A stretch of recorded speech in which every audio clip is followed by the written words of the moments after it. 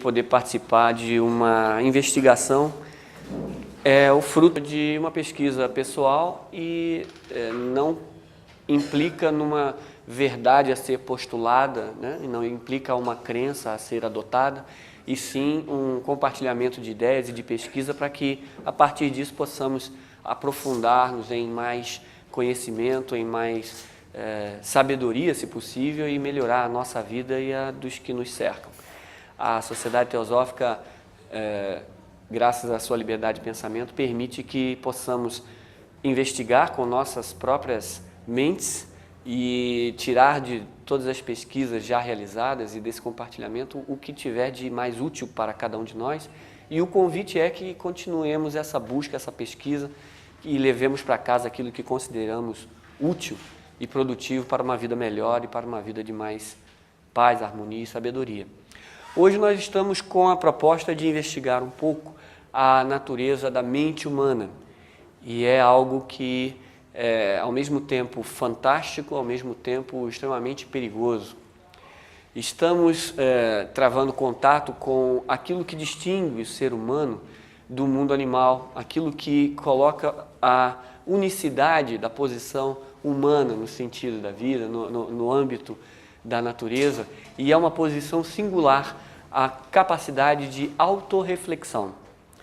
O ser humano, por poder refletir, por ter um livre-arbítrio, por ter a capacidade de pensar por si mesmo e, a partir daí, agir, coloca-se numa posição de um Deus em formação, de um grande atuador na vida, mas no aprendizado constante dessa atuação, ele é capaz de causar muito dano, de causar muita dor e de causar muito conflito nesse mundo que nos cerca. Então, esse atributo humano, ele está na raiz de todo o conflito que nós temos na raça humana, conflito racial, conflito religioso, conflitos étnicos. As guerras que nós vemos hoje é por causa do mau uso, digamos assim, do atributo da mente humana. O homem distorce um pouco o seu princípio de pensamento e causa com isso muita dor no mundo e na vida ao seu redor. Como é que eu posso imaginar isso? Bom, o homem é o único ser que é capaz de tirar a própria vida se ele não enxergar significado e se ele não conceber um sentido para a sua própria vida. A capacidade de reflexão dele já o coloca como o buscador da felicidade, o buscador da tal felicidade que ele concebe, ainda erroneamente, mas ele vai lutar por essa felicidade. E isso constrói um monte de barreiras para com o seu próximo. E nós ainda podemos, através de entender esse processo, esse mecanismo, fazer com que as nossas ações possam ser um pouco mais harmônicas, um pouco menos conflituosas e que causem um pouco menos de dor ao próximo e a si mesmo. Um dos pensadores mais conceituados do passado recente, chamado Jiddu Krishnamurti, ele colocava que a atividade da mente é uma atividade isoladora. A atividade mental no ser humano é uma atividade separadora, porque o pensamento estaria sediado num passado. O pensamento, na visão do Sr. Krishnamurti, é aquilo que está ainda limitado ao trabalho passado da história individual do ser humano e que ele está sempre embasado em memórias do passado. Então, de uma experiência qualquer que eu tenha, eu vou ter uma lição, de uma ação eu vou ter uma experiência, dessa experiência eu vou ter uma memória, dessa memória eu vou embasar um pensamento e desse pensamento eu vou agir daí para frente. E dessa ação, que está de novo embasada no pensamento, eu vou ter novamente uma experiência e novamente dessa experiência eu vou guardar uma memória e novamente dessa memória eu vou construir o meu pensamento e novamente, de um pensamento, eu vou embasar a nova ação. Ele denomina isso, chamando isso de a rede do pensamento. E essa rede nos coloca numa condição em que nunca estamos prontos, leves, límpidos e claramente observando o momento presente como ele é, mas sempre julgando o momento em função de uma história passada, de uma história pregressa. A vida é movimento e mudança. Se encararmos com os olhos do passado, não estaremos prontos para identificar o que deve ser feito nesse novo momento presente, e daí a nossa ação passa a ser contaminada com os resquícios do passado.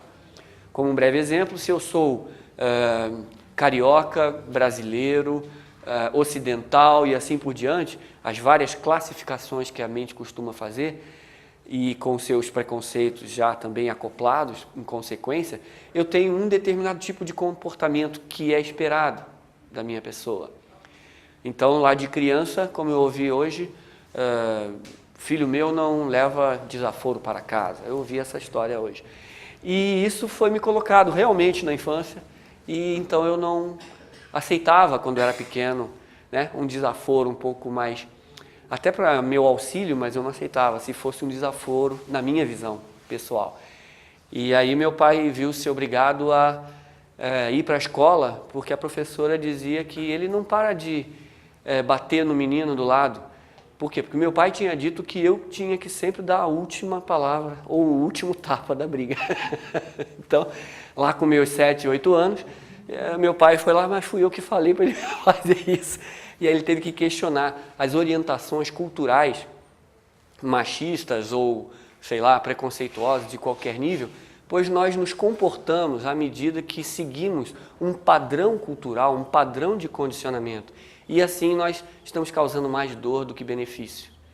Então a mente humana, no seu aspecto fundamental, é isso que nós vamos explorar um pouco hoje, nós podemos vê-la como um atributo divino e que tem determinadas características que podem ser utilizadas e determinadas características que são deturpadas e que nós podemos evitar de deturpá-la, vamos dizer assim. E para isso nós poderíamos trazer uma orientação anterior. Eu queria fazer um exercício um pouco de abstração por causa da origem da mente. A doutrina oculta, a sabedoria das idades, a Brahma Vidya, a Teosofia, ela nos ensina que desde o primórdio, antes da manifestação desse universo, a divindade ela possui 3 atributos básicos. A seidade, Sat em sânscrito, ela é um não ser, mas paradoxalmente é a seidade absoluta. Ela tem um segundo aspecto que é Sit, e é o aspecto da cognição, da percepção. E ela tem um terceiro aspecto que é a Ananda, que é a bem-aventurança, o usufruto, o gozo de uma felicidade ilimitada no relacionamento intrínseco dessa trindade fundamental espiritual. E dessa primeira trindade, dessa primeira separação, vamos dizer assim, em atributos, do primeiro contato com o aspecto percepção, o aspecto sit, o aspecto relação, percepção, concepção de alguma coisa, com o atributo infinito da seidade, gerou a consciência inicial. Havia então a primeira colocação de uma relação de sujeito e objeto, de percebedor e percebido. Isso já num atributo na vinda da manifestação de um universo. E assim como Hermes Trismegisto falava, e os analogistas adotaram esse tipo de raciocínio, em que, analogamente, nós trazemos um reflexo de, assim como em cima é embaixo. Ele falava isso, Hermes, 3 vezes grande, e assim em cima como embaixo, esse mesmo atributo e esses mesmos reflexos da consciência, uma vez já estabelecida, ela veio em seus degraus mais externos, digamos assim, se refletindo e trazendo esse mesmo atributo para uma divindade cósmica. Já a partir da manifestação, nós temos a ideação cósmica, que é aquele sentido de sit, da percepção, em relação com algo que está além de si mesmo. E essa ideação cósmica também se reflete numa ideação de um sistema, de um logos, chamado um sistema solar, vamos associar dessa maneira. E esse logos solar, esse sistema solar, ele também tem essa consciência. E assim sucessivamente até dá no homem essa consciência. Só que espírito e matéria são duas facetas de uma mesma realidade, do pensamento universal. Existe a ideação cósmica, a ideação de um sistema solar, a ideação até chegar no nível humano. Então o pensamento humano é um atributo divino. Só que dessa relação de consciência divina, consciência solar, consciência humana, nós podemos então deduzir que é o mesmo princípio refletido em níveis diferentes, e uma vez que a mente seria um atributo da consciência, ela se desenvolveu da consciência. O ato de perceber algo fora de si, de existir um não eu, é um ato de percepção, é um ato de sit, o atributo espiritual mais elevado no tocante a isso. E o ato de lidar com o mundo objetivo no reino humano é o ato da mente, da percepção para interagir, obter experiências e a partir dessas experiências poder evoluir, poder fazer o aprendizado e interagir com o mundo dos fenômenos. Fundamentalmente para distinguir o que é o fenômeno e o que é o númeno. A função primordial, então, do atributo mental no homem seria interagir com o mundo objetivo, aprender com a experiência e lidar com o impermanente. E a partir daí, conceber o que existe de permanente, o que existe de não ilusão, o que existe de real. Como é que a gente pode partir a partir desse ponto? Como é que a gente pode partir dos atributos mentais? Por que Krishnamurti dizia que era uma atividade fragmentária? Porque a mente de cada indivíduo, esse seu atributo divino, ela se identifica com sua própria história, com o seu próprio condicionamento. E ela é maculada, viciada por esse tipo de percepção. Então, tanto quanto o aluno que não parava de brigar por causa da orientação do seu pai, todas as nossas reações ante a vida podem estar contaminadas com algum tipo de condicionamento, pois o atributo mental ele se limita no aspecto comparação, no aspecto divisão, no aspecto definição de qualquer tipo de relação. E ele se posiciona naturalmente em antagonismo com qualquer outro aspecto que não seja semelhante a ele. Aí entra a distorção do princípio mental no ser humano. Ele pega o princípio dele de história e de memória e de bagagem cultural e vai relacionar com isso como se fosse a sua própria identidade. E dessa identidade ele parte para uma relação de um mundo exterior a ele. E aí é ele contra a vida. O mundo passa a ser um palco em que a nossa atividade é para afirmar uma identidade própria. E esse reforço dessa entidade autocentrada, autorreferenciada, é o que nós chamamos de egoísmo. Então, egoísmo está na base de uma percepção de um ente separado que vai lutar ou que vai relacionar-se de forma conflituosa para se autoafirmar na vida e trazer a oposição e o conflito nas relações. Por isso que o Sr. Krishnamurti dizia que é uma atividade fragmentadora, em oposição ao mundo. E o que existiria de fidedigno ou de real nessa mente?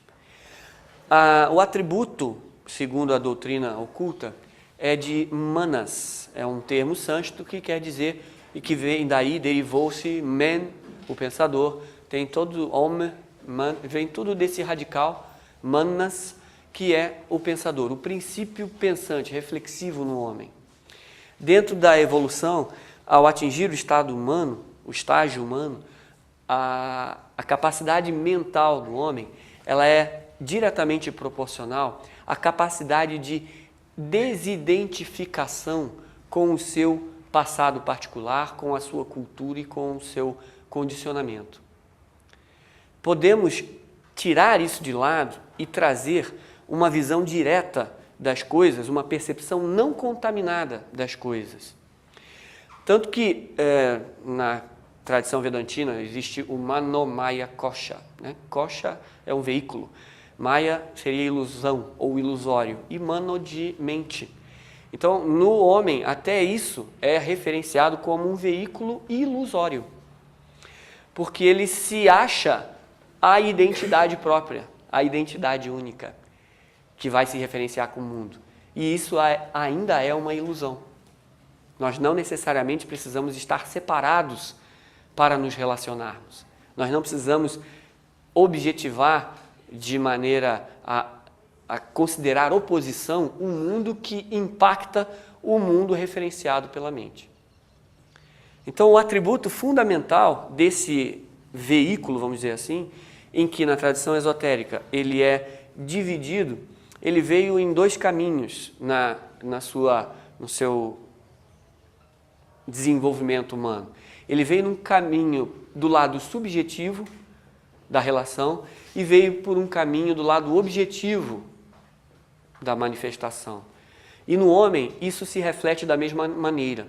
No lado subjetivo, nós temos a essência desse princípio manas, que é a concepção dos arquétipos fundamentais. Esse é o aspecto superior da mente no homem, o aspecto subjetivo, o caminho subjetivo que veio da natureza humana. Então, o aspecto mental superior é o aspecto da essência fundamental da percepção das coisas. Esse lado, esse aspecto da percepção, o aspecto superior da mente, que veio, né, por esse caminho subjetivo, é a essência fundamental desse princípio no homem e é a essência genuína. Ela é luz pura, ela é conhecimento espiritual. No aspecto que veio para o lado objetivo, ele veio dar no que é chamado na tradição teosófica de a mente concreta ou a mente objetiva, em que em seus atributos fundamentais está realmente o pesar, o comparar, o separar, o contrastar, o analisar. Então esse é o aspecto básico no relacionamento da vida e no agir no mundo fenomênico. Então como o nosso apresentador comentou, eu posso ser um aviador. Isso não me faz um ser humano melhor nem pior, é um atributo que a gente pode exercer profissionalmente, ganhar a vida com isso, se realizar com isso, mas é um aspecto técnico da vida. Não é o aspecto humano na sua profundidade fundamental. Quem for um arquiteto, quem for um engenheiro, quem for um advogado, vai trabalhar essa mente objetiva com os atributos que lhe são peculiares no ramo de atividade a que se propôs trabalhar. Nada de mal, desde que não façamos desse trabalho, desse aspecto e dessa vida que é setorizada um fator de separatividade, um fator de diferenciação, um fator de autoengrandecimento, um fator de apoio ao egoísmo, a uma necessidade de destacar-se na sociedade, de ser cultuado, de ser respeitado, de ter um status dentro da sociedade, como o fulano, o advogado, ou aviador, o que for. O problema da mente é tentar a partir do momento que relaciona-se com o mundo físico e lida com ele, fazer disso um componente psicológico de separatividade e de autoengrandecimento. É uma identificação. Eu não seria mais o Sérgio, ou o Ricardo, ou o Edmar. Eu seria o comandante Moraes Júnior, né? Seria o engenheiro, o astrólogo Ricardo, o presidente da sociedade. Eu acoplaria adjetivos que separariam, em nível psicológico, a importância de um indivíduo de outro. Quando todos somos importantes, todos temos a divindade em nós, todos temos a vida divina pulsando e querendo se manifestar.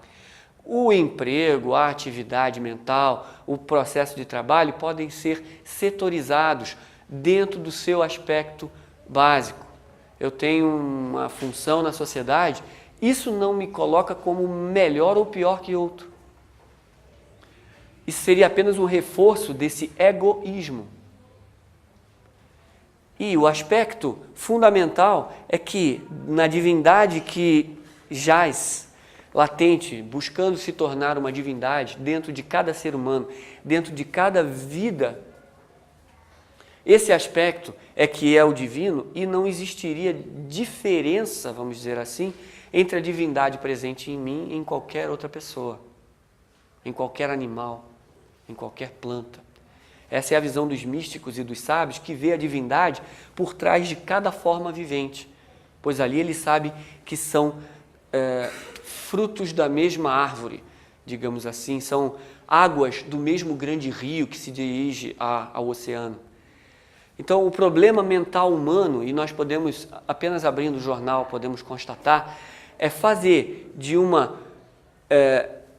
filosofia de vida, de uma ideologia, de uma religião adotada, de um grupo de pessoas definido, fazer a partir dali uma extensão do próprio ego, uma extensão da própria identidade e a partir daí combater as outras extensões de outras individualidades que tornam-se nossos inimigos daqui para frente. Então podemos abrir o jornal, olhar para o mundo que nos cerca e identificar o grande processo de identificação correndo solto por aí. Se eu me identificar com o Ocidente, eu já estou contra o Oriente. Se eu me identificar com uma linha religiosa, eu já estou contra uma outra linha religiosa.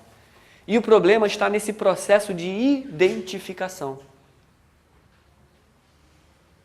De eu querer acoplar a minha identidade, a minha mente faz com que eu adote determinados tipos de pensamento, linhas de conduta, padrões culturais que vão me identificar.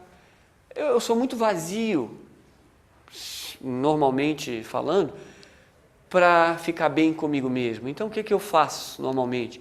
Eu me associo a uma agremiação, eu torço para algum time de futebol e aí eu vou para o estádio. Puxa, não sou só eu agora, são milhares ali que vestem a minha mesma camisa e levantam a mesma bandeira. E aí eu já estou em oposição ao outro time que está do outro lado, em oposição a outra agremiação que é concorrente e assim por diante. Podemos olhar para qualquer nível da nossa vida e isso vai estar explícito. O processo constante de identificação e a mente trabalhando em cima desse processo para se auto-perpetuar. A mente humana vai querer dizer, é interessantíssimo esse processo de identificação. Olha, eu era da Força Aérea, então eu fui voar a aviação de caça no passado. E engraçado que entre os aviadores do transporte e da caça havia uma rixa, pois voavam jato, supersônicos, etc., outros levavam passageiros. Então o apelido deles eram os carroceiros. E nós éramos os, sei lá, né? Eles até diziam que eles ganhavam mais dinheiro, vamos dizer assim, que o aviador que anda de dorso, o dinheiro cai do bolso. Né? Então os caçadores voavam muito de dorso e tal. E esse processo se dava até entre os pilotos que voavam aviação de caça. pois haviam dois tipos de aviões, um deles era subsônico e o outro era supersônico. Então os pilotos do supersônico já ficavam gozando os do subsônico.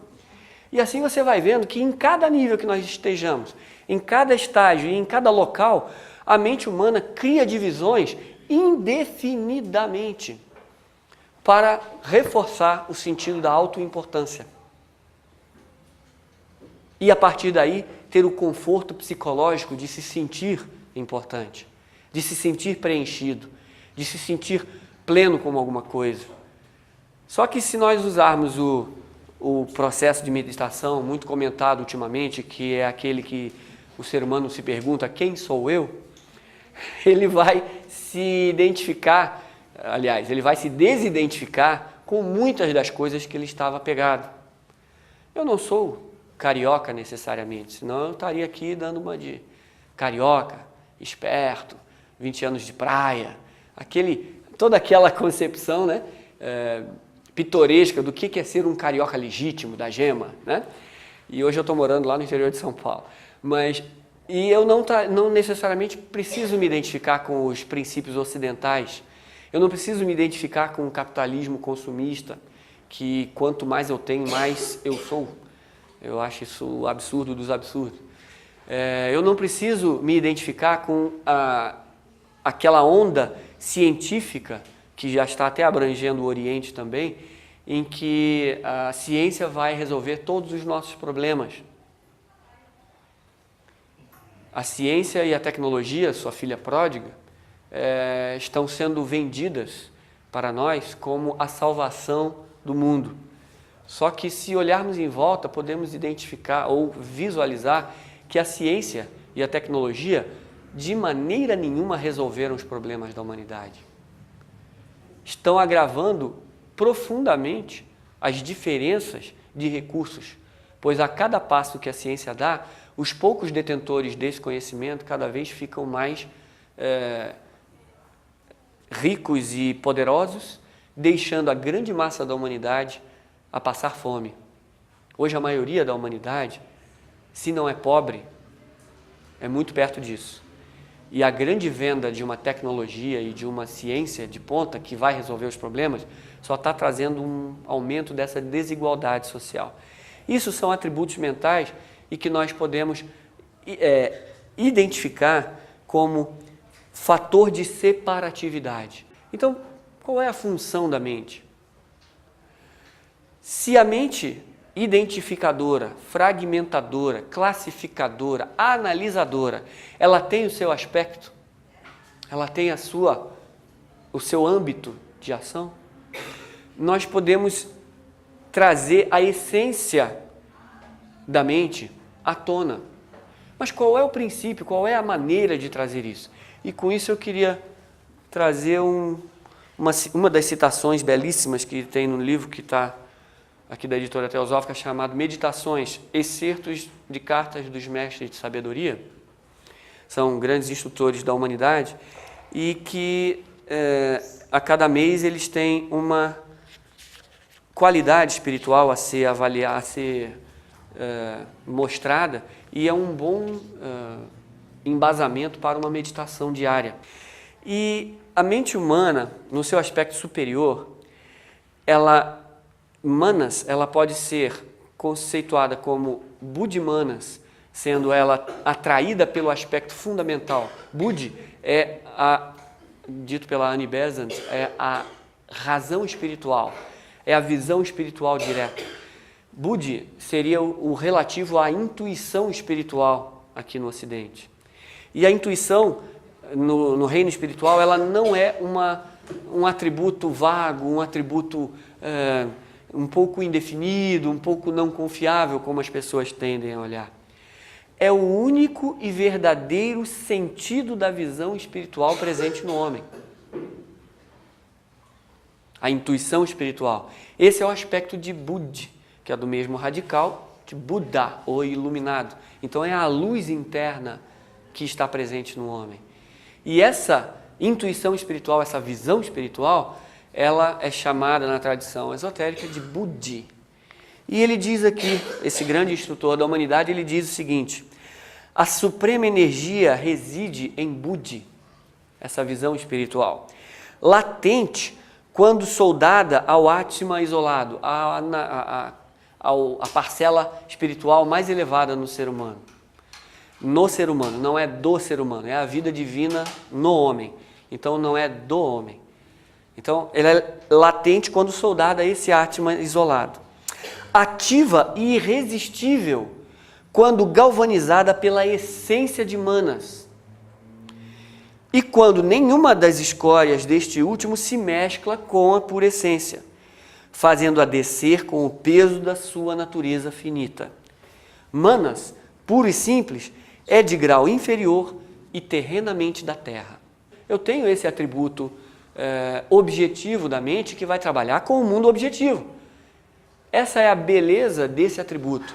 No símbolo da sociedade teosófica, o homem é representado por aquela cruz chamada Tau, em que ele está inserido nos dois triângulos, um voltado para cima, aludindo ao aspecto espiritual, e outro voltado para baixo, entrelaçado, trazendo a natureza material.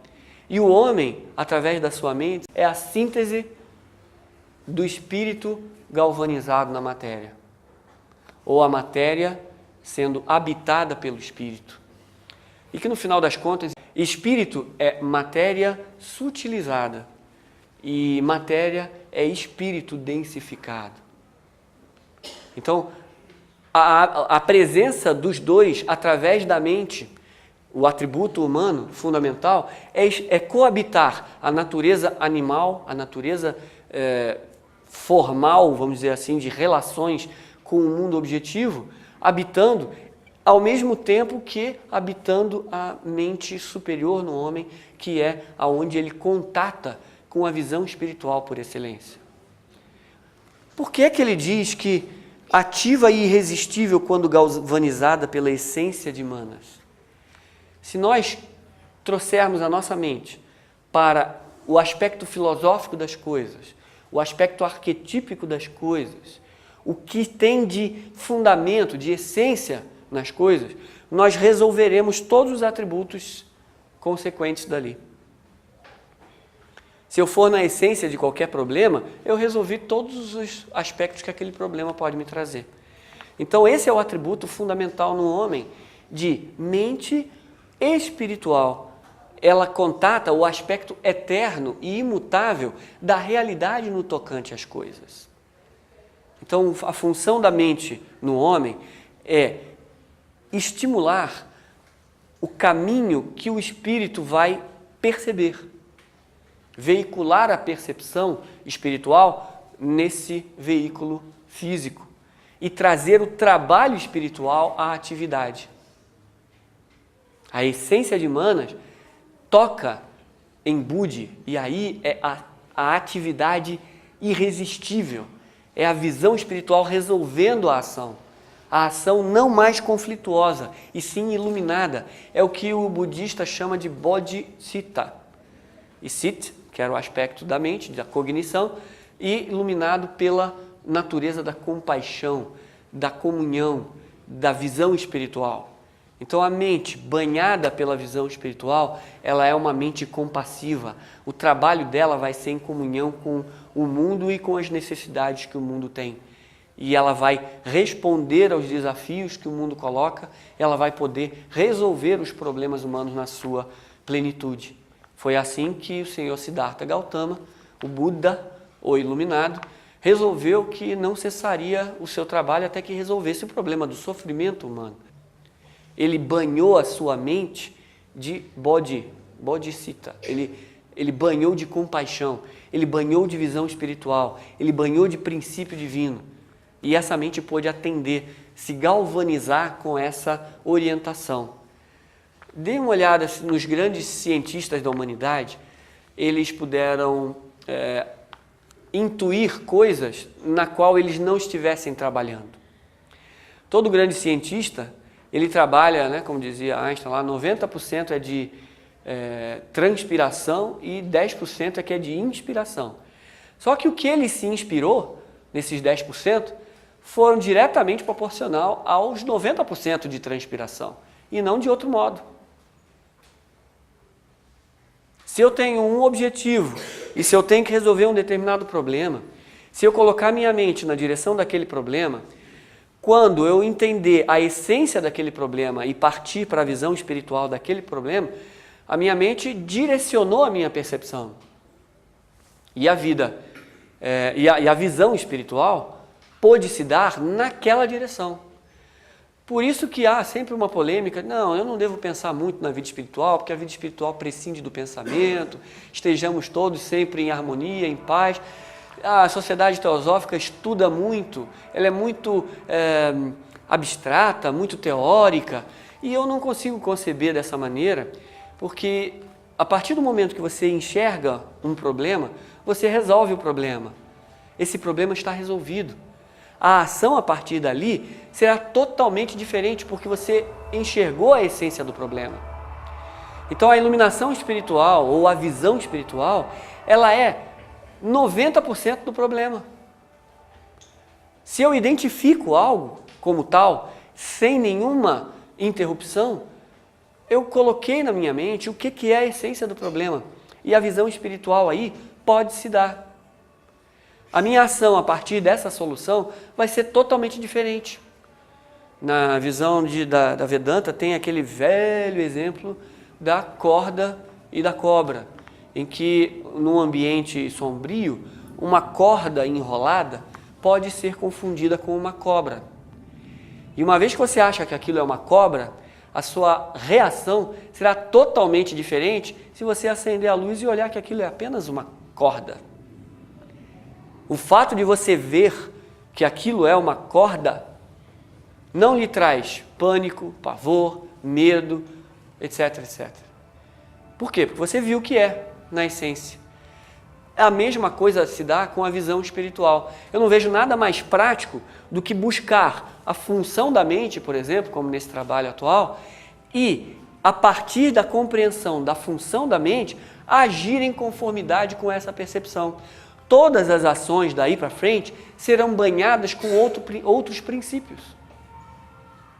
Serão direcionadas, galvanizadas, imantadas com um princípio definido. Então eu vou estudar sim sobre as tradições esotéricas, sobre a sabedoria universal, sobre o pensamento dos grandes pensadores, sobre a visão de vida desses grandes seres que influenciaram a vida nessa humanidade, para eu direcionar a minha percepção espiritual.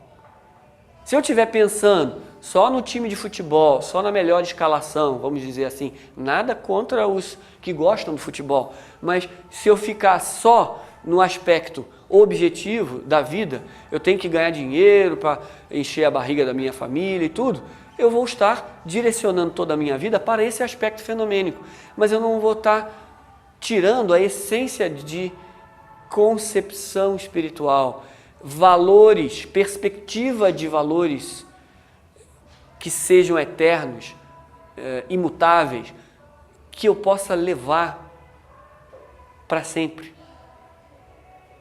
Se eu ficar parado no aspecto objetivo da vida e olhar só e tentar ser um ultra especialista em algum aspecto, eu vou estar me desconectando com um amigo meu, astrofísico. E uma vez eu arrisquei a perguntar para ele qual era a tese dele de pós-doutorado. Quando ele começou, eu vi que não dava para nem continuar dali. Celso, você pode parar, não precisa nem continuar, porque eu acho que se o início é esse, eu não quero nem saber do final, né? Eu coloquei na minha insignificância. Mas ele diz, mas cuidado, a gente tem que, apesar disso, de saber isso tudo, saber o que é fundamental para se conhecer. Isso é só um aspecto da vida, e daquilo eu nunca mais esqueci. Então, o grande aspecto da mente é que ela é ativa e irresistível, a intuição espiritual ativa e irresistível quando galvanizada pela essência de Manas. Então, a ação espiritual, ela vai se dar quando galvanizarmos a nossa mente, o nosso sentido de percepção na direção do espiritual, do fundamental, da essência, do arquétipo, do filosófico das coisas. Esse é o pensamento, vamos dizer assim, abstrato. E o processo de pensamento, normalmente, ele leva a essa fragmentação. Porque ele, como nós falamos no início desse estudo e dessa desse compartilhar de ideias, a memória que baseia o nosso pensamento. O pensamento está viciado e condicionado pelas nossas memórias. E isso não é fresco, não é novo, não é atual. Se a mente separa, identifica, analisa e fragmenta, esse é o campo dela, a mente dita objetiva inferior, ela vai separar e vai ser... E se eu acoplar o sentido psicológico nessa atividade, eu vou estar me separando e apenas me auto-engrandecendo, tentando tirar a importância psicológica do processo. E é aí que nós damos com os burros na água, como diz a sabedoria popular, porque sempre que trabalhamos para um sentido de fechamento no próprio eu, no próprio ego, nós bloqueamos a natureza da vida, nós bloqueamos o fluxo natural da vida e nós não identificamos o que é para fazer e nós atrapalhamos o fluxo dessa vida. O ato de se fechar em si mesmo e de fazer com que esse egocentrismo seja um bloqueio, seja o meu âmbito de ação, esse ato de fechamento, ele vai bloquear o fluxo natural da vida. E quando a vida se colocar e disser para você o que você deve fazer, você vai levar você em primeiro lugar. E aí você vai fazer sempre uma ação torta, condicionada, conflituosa com os demais que estão ao seu redor. Se tirarmos esse atributo da mente de identificação por separatividade e entrarmos na essência fundamental das coisas, estaremos contatando o fundamento filosófico de tudo, o aspecto eterno de tudo, buscaremos o problema na sua essência, resolveremos pela visão espiritual e a ação daí para frente pode ser reta, pode ser harmônica, pode ser definitiva naquele momento. Ela se fecha em si mesma, a ação, pois o mundo pediu, ou a vida pediu uma ação, o sábio, aquele que vê, age em conformidade a isso. Dali para frente ele não faz mais nada, porque não é preciso. Só quando a vida pedir outra ação é que ele vai fazer. E enquanto não for solicitado, ele não faz. Então é aquela história belíssima de que há a possibilidade de se agir na inação. E há a possibilidade de não agir na ação. Então que a ação nossa, uma vez percebido o enfoque espiritual, o enfoque da essência do problema, o enfoque do arquétipo fundamental das coisas, o que é para ser feito, a ação agora pode se dar em consonância com isso, ela vem em harmonia, ela vem em sintonia com o que é solicitado pela vida. E não mais estaremos separando, fragmentando a ação, e sim estaremos enxergando qual é a essência fundamental do problema e poderemos agir com plenitude, poderemos agir com harmonia total naquele enfoque, qualquer que ele seja. Então a mente, como a senhora Helena Petrovna Blavatsky, naquela sua obra linda chamada A Voz do Silêncio, ela dizia que a mente é o assassino do real, que o discípulo mate a assassina. Podemos ver que na vida espiritual, a mente que não é banhada pela intuição, pela visão espiritual das coisas, ela é fragmentária e vai ao erro naturalmente. Essa mente assassina o real, porque o real está além dessa mente fragmentadora, separadora. Então, as verdades espirituais são normalmente traduzidas em poesias, em alegorias, em parábolas, em textos simbólicos, porque se for no reino da mente normal, separadora, não vai existir uma percepção espiritual a partir dali, porque está apenas confinado ao intelecto normal, ao intelecto básico que separa, que quer saber se isso é X ou isso é Y. Ele não concebe XY, ou ele não concebe o abecedário ao mesmo tempo. Ele só quer separar o X diferente do Y. E por isso a mente é a grande assassina do real, pois a vida que está latente em todas as coisas, a unidade dessa vida, esse princípio universal vivente que está presente em tudo, ela transcende o aspecto mental de dissociação, de análise. Há um dito do Sr. Jiddu Krishnamurti também, em inglês, que ele falava que analysis is paralysis. Então, que a análise é paralisia. Você não está vendo enquanto você está analisando.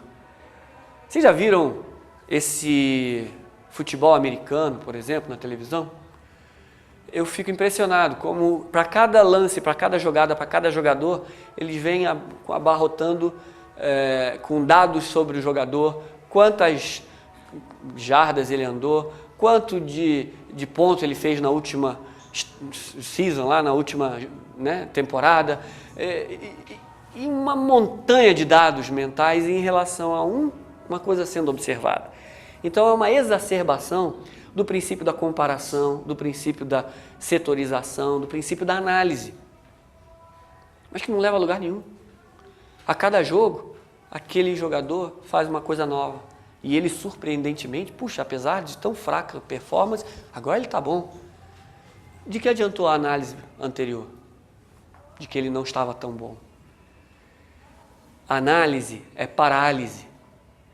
A observação mental pura e simples, ela é limitadíssima, porque vai apenas em reflexo à nossa cultura passada, ao nosso condicionamento passado, à nossa visão estereotipada das coisas. Se a gente puder olhar na plenitude da coisa, abranger qualquer problema e tentar chegar na sua essência espiritual, no seu arquétipo, no seu fundamento, nós vamos estar usando o princípio básico da mente, a essência da mente, a essência de Manas, que é a concepção banhada com a luz espiritual. É a percepção espiritual. É a mente trabalhando o sentido da visão espiritual como um todo. A visão espiritual pode ser um aspecto da intuição, pode ser a definição da intuição, mas a mente que trabalha e se galvaniza nessa direção, ela permite essa visão espiritual. Se não trabalharmos, não adianta. Então, a Sociedade Teosófica estimula muito as obras de cunho espiritual e que são, às vezes, livros que têm muitos paradoxos, como é o caso de Luz no Caminho, ou livros de alegorias poéticas maravilhosas, como é o caso de A Voz do Silêncio, como é um livro que fala diretamente à intuição, como a obra magna, a Doutrina Secreta. Há muitas obras, e em todas as tradições espirituais, as grandes obras fundamentais estão repletas de alegorias, parábolas e sentidos poéticos e visões que não sejam apenas uma descrição pura e simples, separadora do que é certo e do que é errado. E é aí que a nossa visão pode ser enfocada. É aí que o nosso trabalho de seres pensantes, mas que querem fazer da mente o uso mais efetivo, mais eficaz na solução dos problemas humanos, é aí que nós devemos trabalhar. O Sr. Krishnamurti dizia que há que se fazer perguntas para as quais não se tem resposta. E eu fiquei com essa afirmação por um bom tempo, matutando. Mas se não tem resposta, para que eu vou perguntar? E eu fiquei com isso um bom tempo. E deu para entender um pouco, né, do sentido que ele quer trazer. O que você vai descobrir transcende a mente, transcende a dicotomia de certo e errado, transcende a contraposição de ideias. Você vai para um todo em que ele fala per si e que você não precisa de descrição verbal nenhuma. Então faça perguntas mesmo, quem sou eu? E isso vai lhe levar a níveis de percepção cada vez mais profundos. E nós vamos poder transcender a dicotomia da mente. O que é que faz o Koan, quando ele é dito lá no Oriente, nas escolas, né, do Oriente? Ele transcende, é uma pergunta que não tem uma resposta plausível inicialmente para a mente objetiva. E ele trabalha justamente o processo de transcender a mente. No símbolo dessa sociedade, não há religião superior à verdade, foi traduzido de Satyatnasti Parodharma, do sânscrito, e a palavra Dharma foi traduzida ali como religião. Mas ela pode ser traduzida também como um contexto de ideias, uma doutrina fechada, um modo fixo de pensamento. Dharma também é isso. E uma religião é o quê? É um modo fechado de pensamento. E não há religião superior à verdade. Ou não há modo de pensamento superior à verdade. Ou não há sistema de pensamento, não há uma religião formal, não há nada que seja formal que seja superior à verdade. Então há sim que se fazer perguntas para as quais não há resposta. Quem sou eu? O que é a vida? O que estou fazendo aqui? Qual é o fundamento disso tudo que nós estamos passando? Para onde nós vamos? O que é o agir? O que me cabe no contexto universal da ação? Qual é a contribuição que eu tenho para dar? Várias perguntas que a princípio não se tem uma resposta. A resposta vai transcender. E quando essa resposta chegar, você não vai precisar de explicação nenhuma. Você não vai precisar de observação, de análise, de nada. Você vai olhar, você vai agir.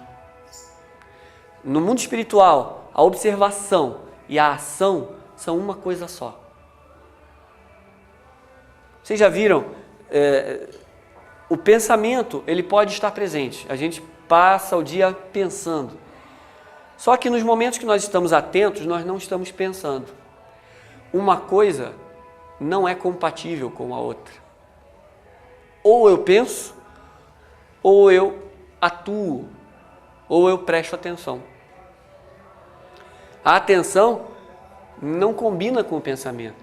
Pergunta para um pianista. O senhor Ravi Ravindra estava comentando que um pianista treinava o seu piano 8 horas por dia. A vizinhança já estava incomodada com tanto treinamento de piano, mas esse pianista foi apresentar para aquela comunidade.